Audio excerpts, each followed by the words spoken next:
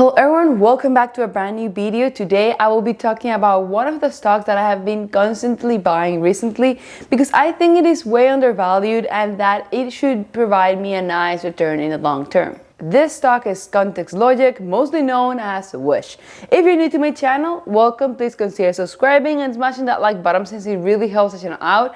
I'm not asking for anything else, just that, and it's completely free for you guys. If you have watched my videos, you know that Wish is a stock that I started investing back in December when they went public and have been selling covered calls since then. I currently own 200 shares of Wish, which I will give an update on that later on the video. So they completed their IPO on December, raising $1.1 billion for scaling their business and future growth. In Q4, they reported $794 million, beating analyst expectations.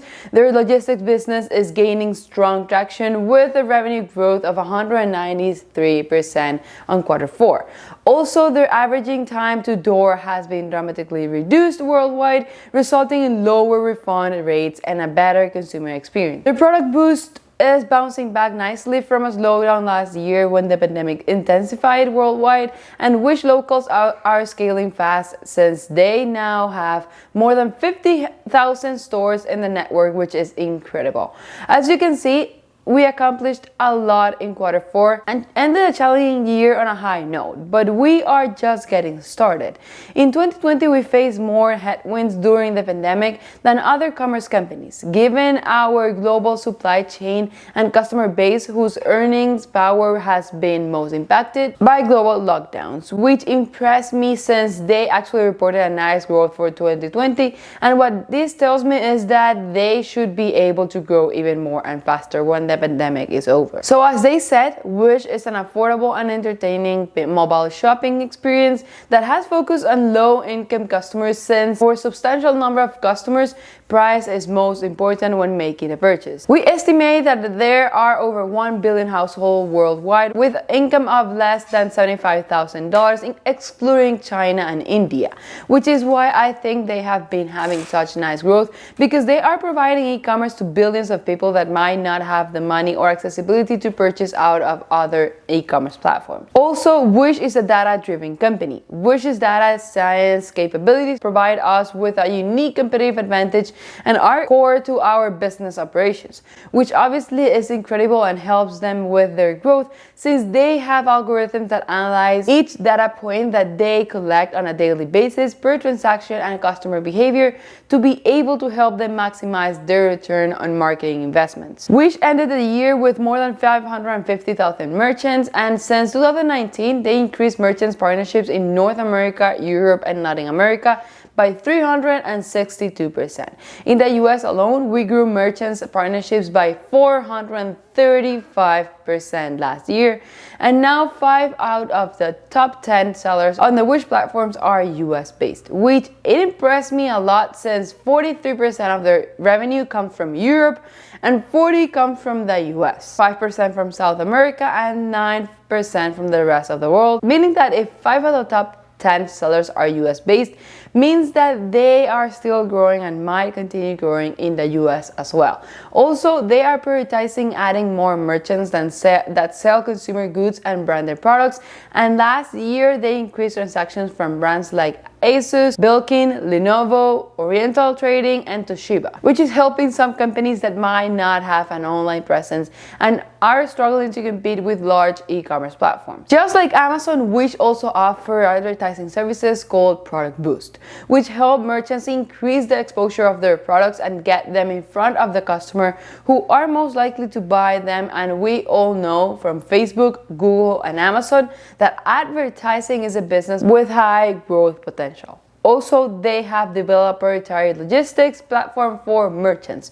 Traditional e-commerce is heavily reliant on capital expenditures to build warehouse and logistics infrastructures, while Wish is building relationships with the best third-party logistics providers around the world and leveraging their technology to provide a seamless shipping experience to customers and merchants. Remember I talked about the growth they have had on their Wish locals at the beginning? Well, in Italy and Mexico, approximately 24% of the Q4 orders were shipped to a Wish local store for pickup, which indicates that there is a nice demand for this service and a nice business growth opportunity. As you can see, they had a nice revenue growth year over year. Gross profit decreased a bit and their net loss massively increased, but I'll explain that more in depth in a bit. But Wish has been able to have a robust global logistic platform that adds efficiency at scale, since more than 90% of packages are shipped through Wish's logistics platform, and Wish performs all logistics services for approximately 50% of those packages. As you can see, most of the revenue comes from the marketplace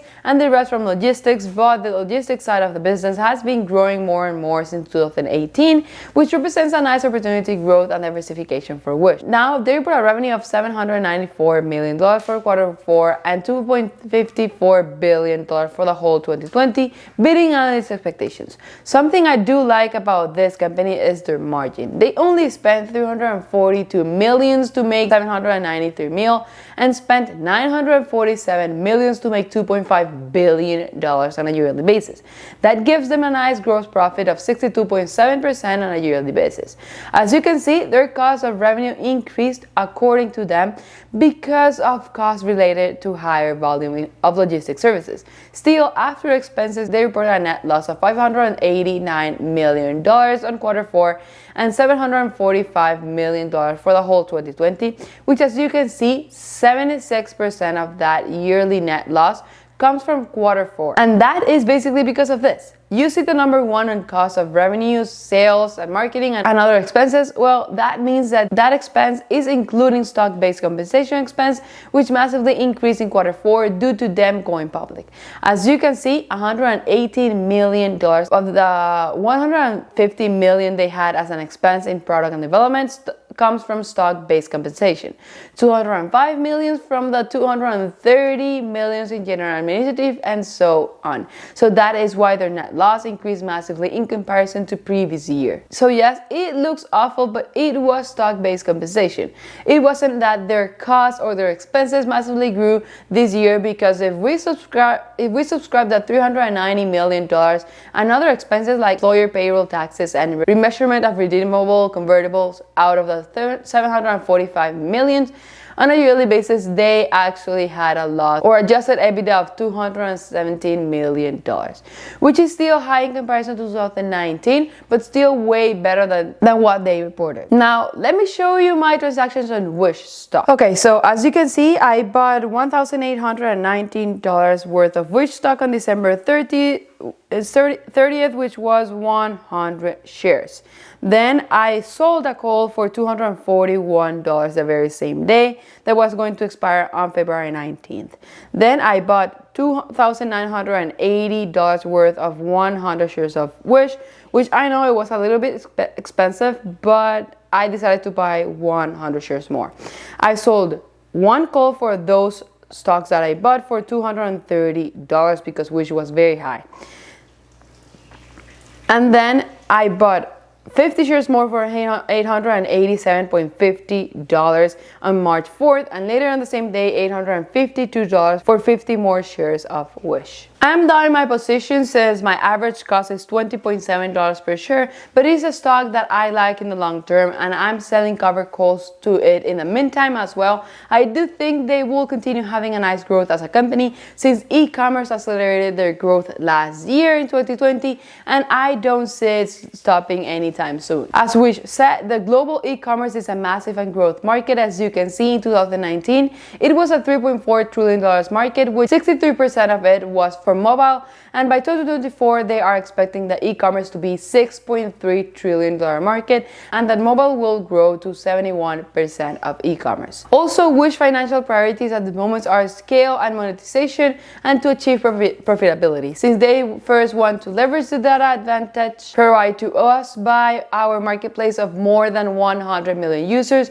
and hundreds of thousands of merchants to continue driving efficiency, customers acquisition, monetization, and expansion of categories. Second, they want to optimize their asset-light logistics infrastructure to reduce delivery times and improve our customer experience. And third, continue to scale Wish Local and more. Now, for the first quarter of 2021, they expect a revenue of between $735 to $750 million, which would be a 67 to 70% year-over-year growth, and expect a high margin product boost revenue to return to year-over-year growth in Q1. Obviously, this is a highly volatile stock, and that is why I do not recommend you invest in it if you are looking for a quick buck, because it could even go down massively and up massively in a single month. I'm investing in it for the long term because I think it is way undervalued right now, and with a valuation of $10.9 billion and a revenue of over $2.5 billion. Let me know in the comment section below what you think about this company and if you have invested in it.